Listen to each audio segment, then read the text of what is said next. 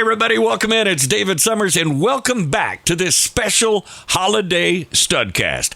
I hope everyone had a great Thanksgiving, and it's great to be back on the air with you today, Tennessee Stud. All right, so we're going to be covering quite a few things of all kinds during this holiday special. And to get it started, I'd like to introduce the man of the hour, 6 feet 9 inches tall, 269 pounds. Your Tennessee Stud, Ron Fuller. Ron, what's going on in your world, man? Oh, geez, man. Thanks for that great introduction, man.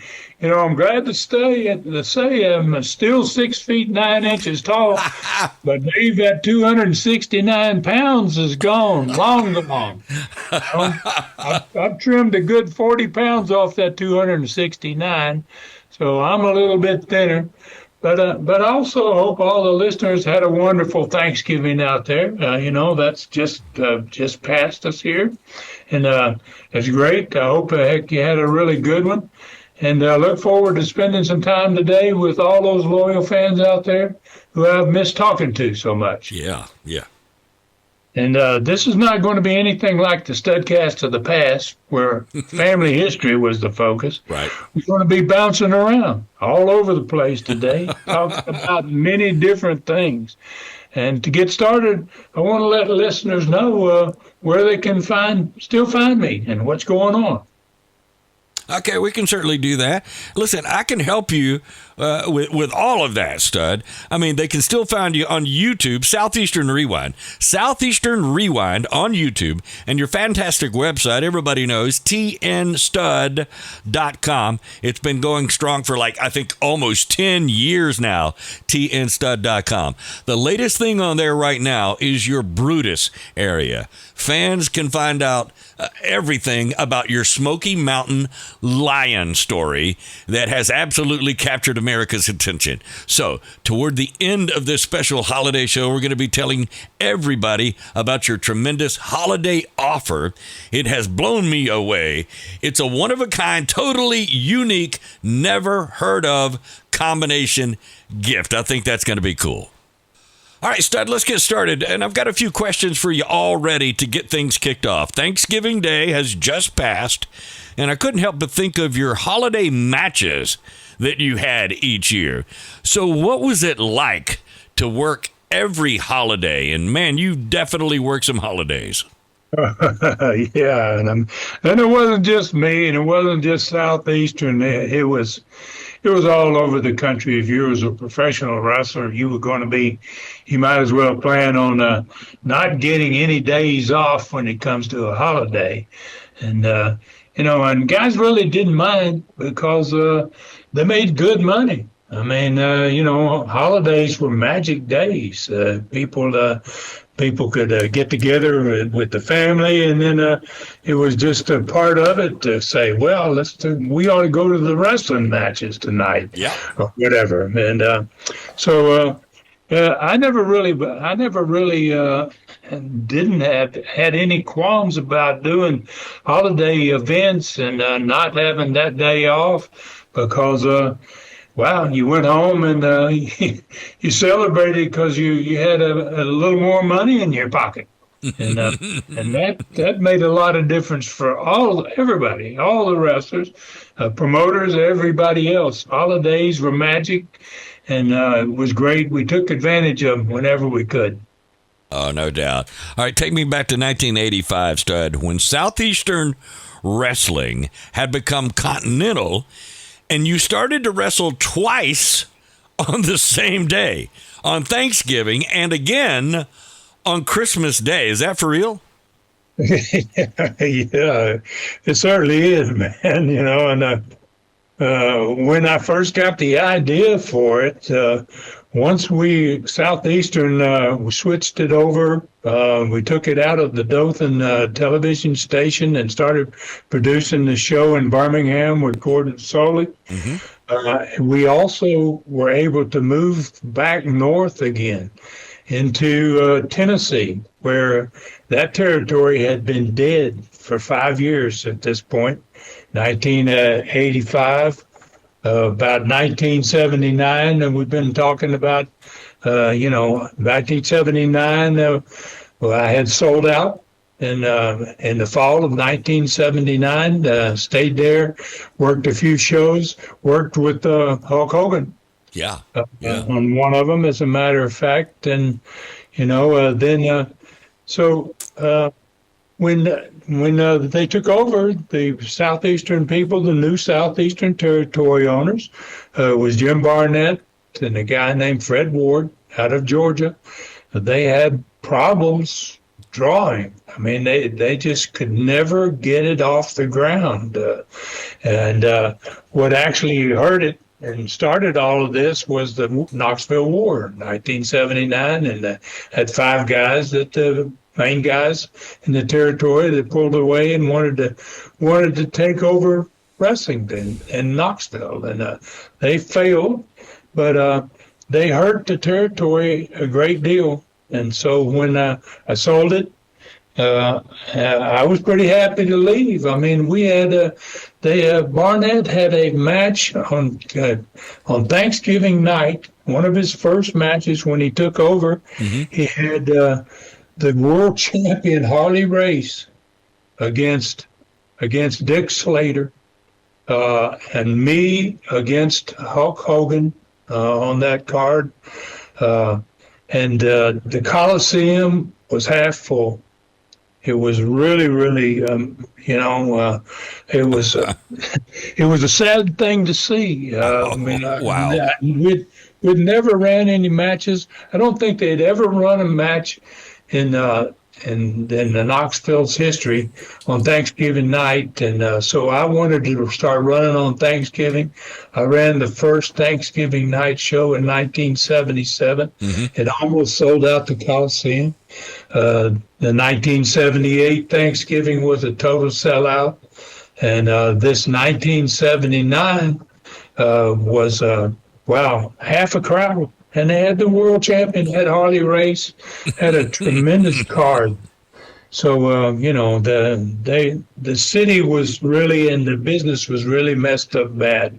So Barnett kept that territory for a little while, and then he sold it off to Ric Flair and Blackjack Mulligan. Wow. They became the owners of Knoxville Wrestling. They did not keep the name of Southeastern. I guess they thought that was a little holdback. Wasn't why they couldn't draw, but it didn't make any difference. It didn't hurt. It didn't help them at all that they had changed the name. So, but they had no. They really did not do well at all. They didn't have any success, and so they shut down. About 1982, they quit wrestling. They just walked away, and there was no wrestling there in Knoxville until 1985. And in 1985, we had started Continental at that point. We knew that there'd been 3 years or so that there'd be no wrestling there at all. Yeah. And so I talked to my partners and I said, guys, let's take this company back north. Let's go back into Knoxville. Let's go to Chattanooga, which we had never been in Chattanooga before. Right. And so we went up there on Thanksgiving, and the first time we went on that Thanksgiving, I think that was probably it was 1985. I had talked to them. I had the conversation about going north, and that was no problem or anything. And then I said, guys, Birmingham is only 250 miles from Knoxville. And I said, Thanksgiving is a magic day. And I said, we could go at 3 o'clock in the afternoon and start at 3 o'clock in Knoxville. And then put the first match on in Knoxville. Then as soon as they got out of the ring, they could go straight to their cars and drive toward Birmingham, 250 miles south. Right. And then I said, basically what we can do is we can run 2 major cities on the holiday, same day. We'll run Knoxville in the afternoon. We'll run Birmingham at night. Wow. And they were like, "Wow, Ron, I mean, we're going to wrestle twice." I said, "Yeah." On the same day. Huh? On the same Yeah. day. On the same day, Right. yeah. And on the same day, when you're going to drive, too, you're going to drive like crazy from Knoxville to get to Birmingham. It's a 4-hour drive. Yeah, You easily. know, you really had to pretty much go. You had to grab some food on the way. Yeah. So that's what we did. And wow, it was like the guys they really didn't like the idea, but once they saw that still out in Knoxville, and they were like, "Wow, man! That Knoxville had been dead. I mean, they couldn't draw 1,000 people. We had 6,000 in the Coliseum on Thanksgiving, and they were like, "Gosh, man, this is pretty cool." And then when they got to Birmingham, there was another sellout. Yeah. Right, and had to turn them away. We couldn't put all the people in the building. Wow. So I bet they didn't complain about the payout either. oh no. We'll talk a little bit about that later, but yeah. So it was quite a deal, and it was really tough on them. It's hard to wrestle one time and Right. really give your all. Yeah. But when you got to leave and jump in a car and drive like crazy, and then put your tights back on again and go at it again a second time, wow, it was a little bit of a little bit. It pushed us. I guess it's a way of putting it. It pushed everybody, all of us that were in the ring. Oh, no doubt. Listen, I bet you guys were absolutely worn out when you finished the night in Birmingham. I mean, literally barely before midnight. Yeah, yeah, that's correct. Especially if you were in the last couple of matches, and but that wasn't the end of it, Dave. We didn't live in Birmingham, so we had to drive. The whole territory lived in Pensacola.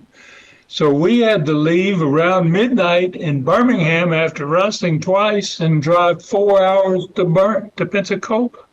So I mean, it was quite a struggle, man. But that was in order to be able to sleep in your own bed after two matches, one in Knoxville, one in Birmingham. Right. Yeah. And then we were going to do it again. Once we saw how successful it was on Thanksgiving, I said, "Guys, what are we going to do Christmas?" Here it comes. Here it comes. Yeah. So, but I'll tell you what, there was not much arguing about it, and that was because of of what wrestlers made. You just mentioned it a minute ago. Yeah. What did they make? I mean. So what happened there is the wrestlers that had been, I don't know about this, Ron. Boy, we're doing 2 towns in one day, and so when they got their payoff, even the guys that worked first match made $1,000 for the day. Wow. Now, this is back in 1985, which was pretty good change. And, and the guys that were on top made $2,500 for the day. I mean, because those towns were, the gross houses were above $40,000. They were close to 50. So, there was no complaining about that part of it. Guys really loved that part. So, it wasn't too bad when I had the meeting again. We got fairly close to Christmas. I didn't want anybody to go the wrong direction with their thought process. And then I told them about 2 weeks ahead of time. I said, "Guys, we got a big Christmas day coming." And then like, 1 or 2, Ron. 1 town or 2, right? they were like ready to go. Oh, let's do the double, man. Let's double it up. Yeah, but what? So the attitude of the wrestlers had to change once you hit them with the payoff for those 2 matches in one day. Yeah. Oh, yeah. once they saw their payoff, they were like, wow, geez, that was a great idea, man. Yeah. Who came up with this? Genius. Oh, yeah. So, money in the pocket, man, makes a lot of difference and puts smiles on your face. You bet. Time. You bet. And that's exactly what happened when we started doing those 2 shows in one day. Yeah, and one thing we've learned about you over the years and over these Studcast is that's one thing you really did is you took care of the talent. You made sure that once they worked for you, they wanted to work for you again because your pay was so well, and compared to other markets, other wrestling organizations, there really was no comparison. And folks were like, yeah, I want to go down there and work for that Fuller dude. He pays out really well. Yeah, you want that type of reputation. It helps you get some great talent. And wow, we got some of the best in the world. Yeah. We got them because we paid well. And guys didn't mind working twice if you made $2,500. I don't know what that is, Dave. I usually look up my figures for you, man. Tell you what that $2,500 is worth. Yeah. In 1985, but I got a feeling that $2,500 is worth probably about $10,000. Oh, compared to today's money. Absolutely. All right. So, but how many? This is interesting because I've never heard of this before. How many other wrestling companies did the 2 shows in one day on major holidays like that? Well, I tell you, man, it was crazy. A lot of companies didn't even run on Thanksgiving and didn't even run Christmas. Right. I mean, and that was such a huge mistake, I thought. And but there were a couple. Mid-Atlantic, which was the Carolinas. You were in the Carolinas out of Charlotte, living in Charlotte. That's where Flair lived, and a lot of great wrestlers, a lot of great talent there. They did those 2 shows. Yeah, they were doing that 2-show thing, and in fact, I believe on one of those 2-show things is where. Ric Flair and Johnny Valentine, they had a plane wreck. They had a private plane, and the plane wrecked. They ran out of gas within sight of the runway. Wow. Okay, I think I've heard you tell that story years ago. Wow. Yeah, and so that really obviously made the horror out of that whole deal. Yeah. But they paid very well too there. They had that reputation, and so they would do the 2 towns in one day. I don't know that they ever did that afterward. That might have been the end of it for them. So we only got to take advantage of this deal about 3 years in a row. We went there. Yeah. We did it twice, and we did it in 1985. We did it in 1986, and we did it in 1987. And we never went to a match during those 3 years on Christmas or Thanksgiving that wasn't sold out. Wow. All right, Ron, so since I've been doing your Studcast years ago, and we've been doing this thing for a long time, I found a few other wrestling podcasts that really interest me. And one of those, Jerry Briscoe and John Layfield do a really great historical one.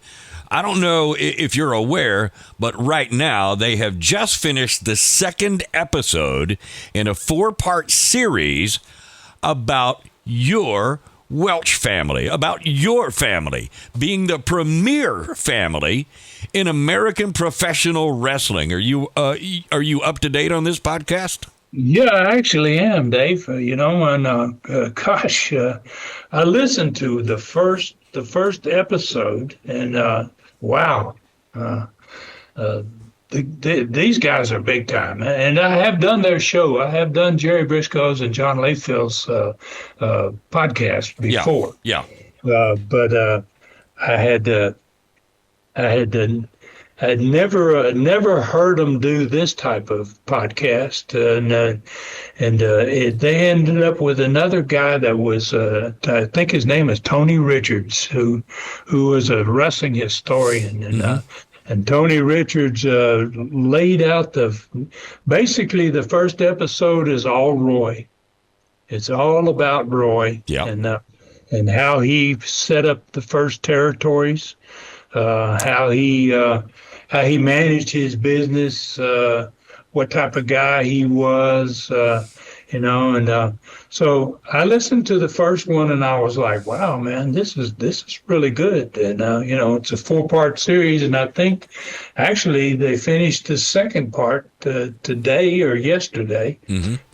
And so fans out there, if they want to hear something really good, our family has been one of the biggest in the history of the sport. The biggest, actually, not one of the biggest. We are the largest and just about the oldest professional wrestling family on the planet. Yeah. We've never got much publicity because we never wanted it. We never pushed for it. Yeah. So, we didn't get a lot of stories about what was going on. And actually, my dad didn't like wrestling magazines, and he kind of got me into that vein of thinking that, wrestling magazines aren't important to drawing money. And it wasn't, basically, because we always pretty much sold out just about all our towns without having wrestling magazines giving us much publicity. Right.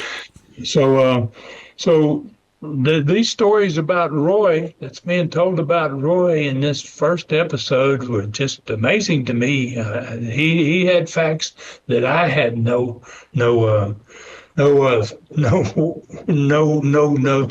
way to say that was not true, So, right.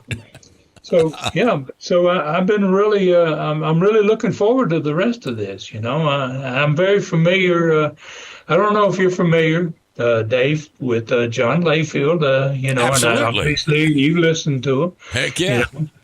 And so what happened is, I don't know if we just finished the second. They just finished the second episode, and then I don't know, for those that don't know a whole lot about the Briscoes, Jerry Briscoe and was an amateur wrestler.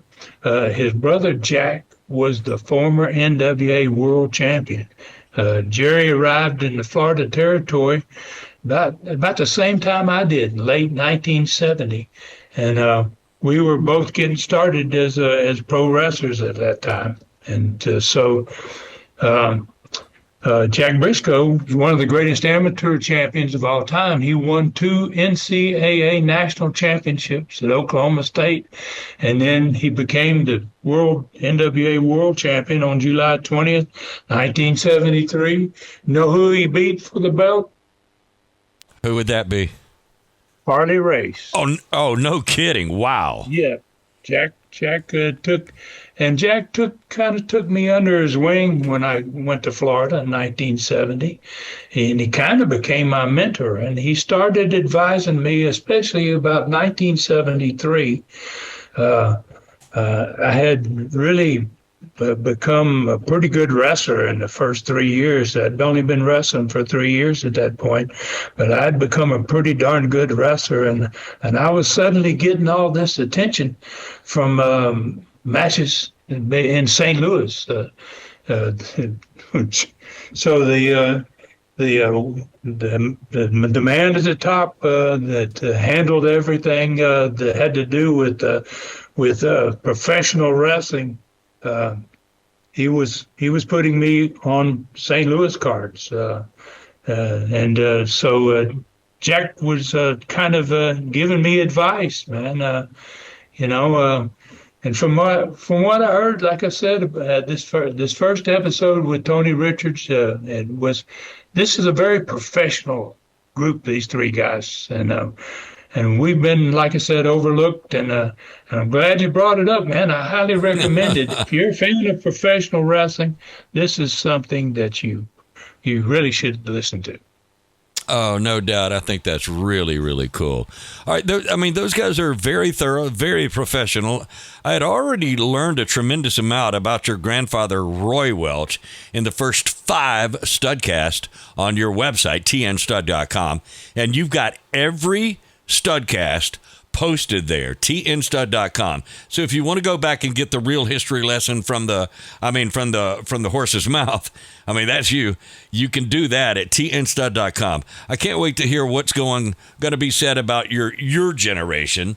So I know something else big time that's coming up. That's going to be big time for you. Yes. And I'm looking forward to it as well. And I'm not the type of guy that's going to run over there and start looking for these guys if they say something that I don't like. Right. But after listening to the first episode, I think fans are going to really get a feel for the importance of the Welch family and how much wrestling really evolved around our family. Yeah. Since the last Studcast, do you have somebody following me or something, Stud? I'm curious. Well, no. I don't know where you get this news. So that's a really good spot that you got there. A good podcast that you got into. Absolutely. All right. It is something long overdue for you, Stud. I think there's some news that you want to tell us about. Do you want to break that news to us? Yeah, man. This is a big one, and I don't know how you found this out, Dave. So I only knew about this a couple of days ago. I found out. That I'm about to be inducted into the Dan Gable Museum National Wrestling Hall of Fame this summer in Waterloo, Iowa, which is a great wrestling Hall of Fame building. Wow, really, really beautiful. And Dan Gable, phenomenal amateur wrestler. Yeah. That's why he got himself a museum that happens to be his home in Waterloo, Iowa. So I don't know how you found out about that, but that's something that I'm looking forward to that too. That is so cool, and congratulations! And I know the fans are going to be very excited for you as well. Are you actually going to that to be at that presentation in Iowa? Yes. As a matter of fact, it's a 3-day deal. It's in July. Yeah. 9th, 10th, and the 11th. In July, and oddly enough, Jeff Jarrett, who's been a big star of WWE, and in fact, my brother managed him as Tennessee Lee. Yeah. When he was wrestling in WWE. He's going to be inducted at the same time, and he's a Tennessee boy himself. Double J, Jeff Jarrett, no doubt. That is so cool. Yeah, that's awesome. Tennessee's going to be well represented at that induction. JEFF.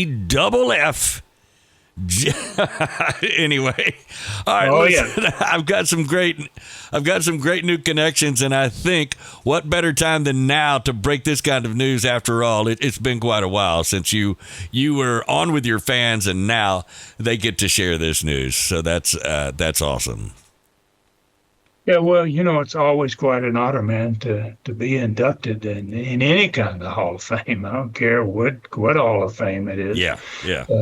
Dan Gable, like I said, was one of the greatest amateur wrestlers in history, and this Hall of Fame is located right there in his hometown, and 3-day event. And if fans like to come to this, you can attend this.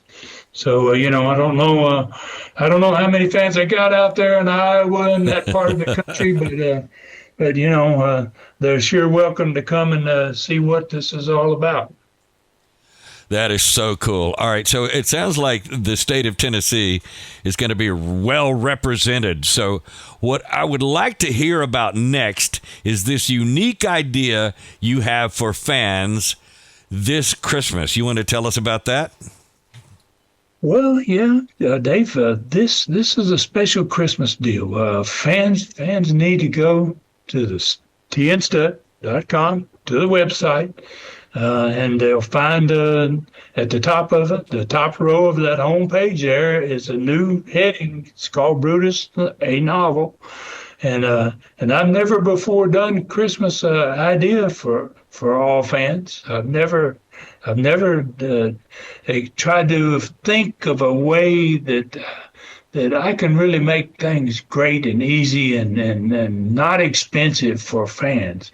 And everybody knows the added value of something autographed by somebody recognizable. So, so I put together a special Christmas package that's kind of a combination of wrestling pictures, my Brutus book, and all of it for a phenomenal price, really. My 8x10 wrestling pictures, which I personally autograph, have always been for sale for $15 each. My book, which is also personally autographed by me, every one of them, has always been on sale for $25.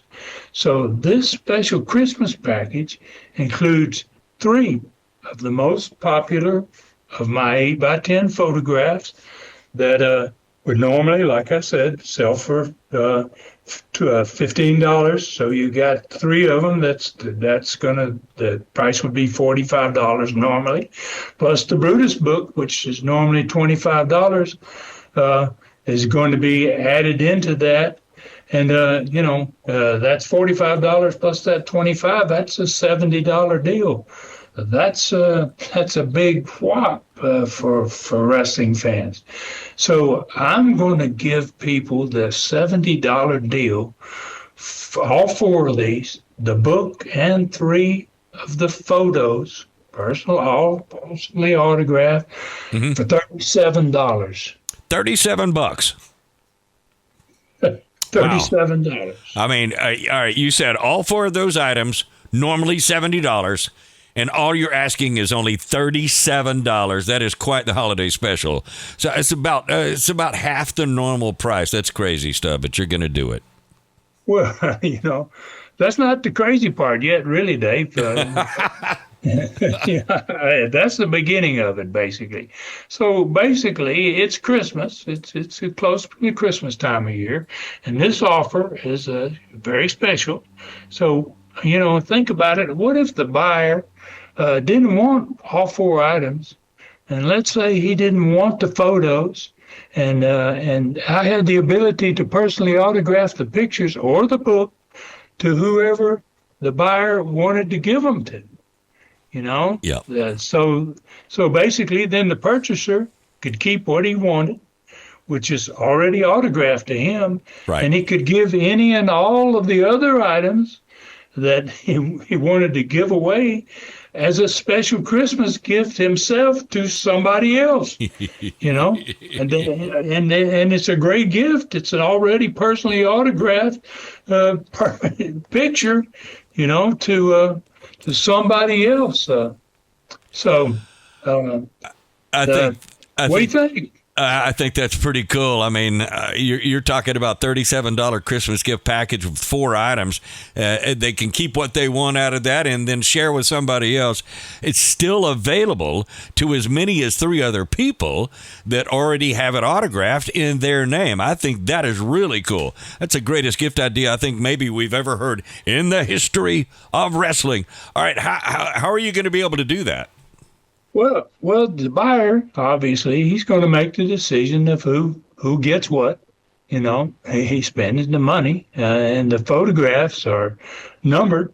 If you go to tnstud.com and check out to see how do you do this, get this deal, it's right there. The photographs are numbered, number 1, 2, and 3.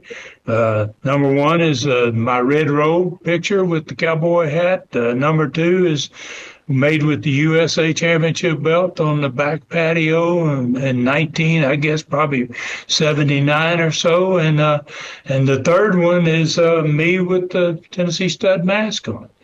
So after whoever buys this makes his buy, he contacts me, Ron Fuller Welch at mail.com, and he lets me know the name of his chosen receivers and the photo they want autographed on the checkout sheet. Lets me know which photo they want. Mm-hmm. They give me their first name, and he gets what he wants. And he also gives special gifts to his friends that last a lifetime. People hold on to these photos for years and years. I think you're going to make a lot of wrestling fans happy this Christmas, Ron. No doubt about it. I've already got a couple of friends in mind for one of those beautiful personally autographed 8x10 photos. All right, I want to talk about the book a little bit.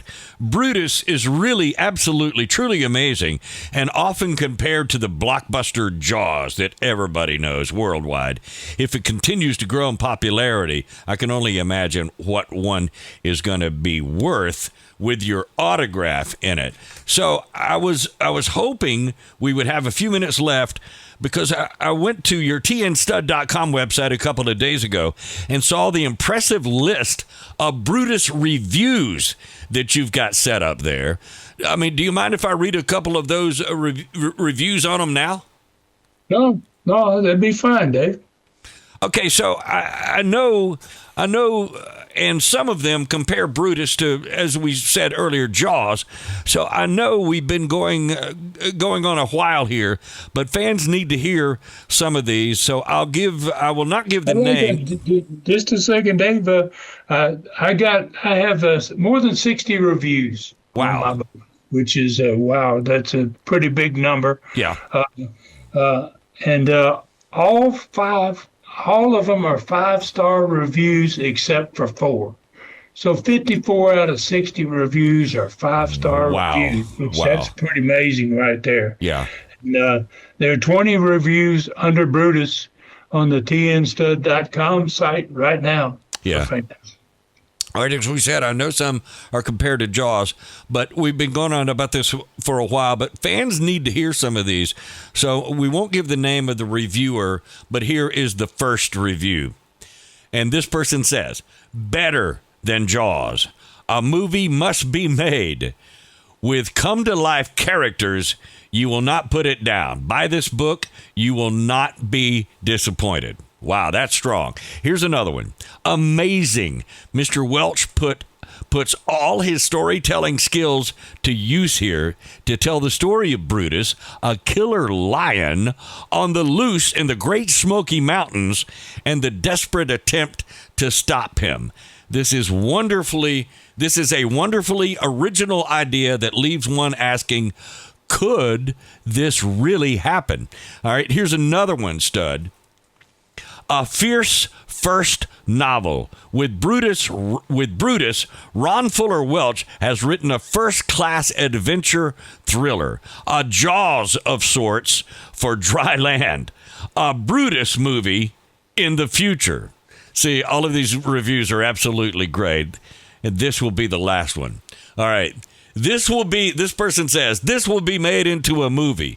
It's that good. Ron Fuller Welch is a prolific storyteller. Brutus has great characters and 0 holes in the storyline. If you love reading a book with believable twists and turns, with the, oh my God, what's going to happen next feeling, this is the novel for you. You can also get an autographed copy from your website, from his website, this person says. You can imagine having an first edition, early work of a book that may rival Jaws before it is all done, and have it autographed by Benchley, King, or Clancy. You know what I mean? I mean, what could that be worth? That's cool. I'll tell you what, Dave, I guess, man, this is going to be hard to top that. This special Studcast. I've really enjoyed this today, and we talked about trying to get together and do one of these for a while. I'm thoroughly happy to be able to get this one pieced together, and I hope that people out there can support the special Christmas package. I think it's got so many different good things about it, and $70 value for 37 is pretty remarkable. And so, and I want to thank you, Dave, and all our listeners out there for joining us. And I hope everybody has enjoyed this. And maybe, Dave, we may be able to do something for Christmas. What do you think? Hey, it's been a few weeks. I mean, well, a few months maybe since we've had a chance to sit down and talk again, and I hope we can do that. That would be pretty cool. Let's give them an update on Christmas as to how things are going with the book and whatever else is happening in the life of the Tennessee stud, Ron Fuller. Hey, Ron, this has been a lot of fun. So listen, thanks for spending this time with us. And we know you're going to be enjoying the rest of the holidays. And as we close in on Christmas, we just hope it's a perfect Christmas for you. Well, I appreciate that. Same here to you, Dave.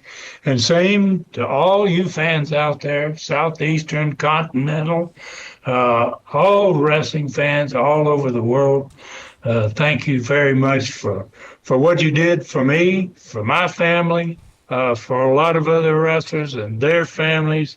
And wow, we were a part of an era that I don't think that I'll ever see again. Oh, no doubt.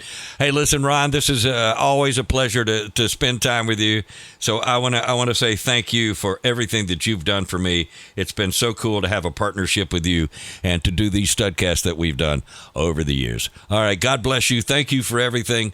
And for Ron Fuller, I'm David Summers saying, have a great, wonderful holiday season and Merry Christmas.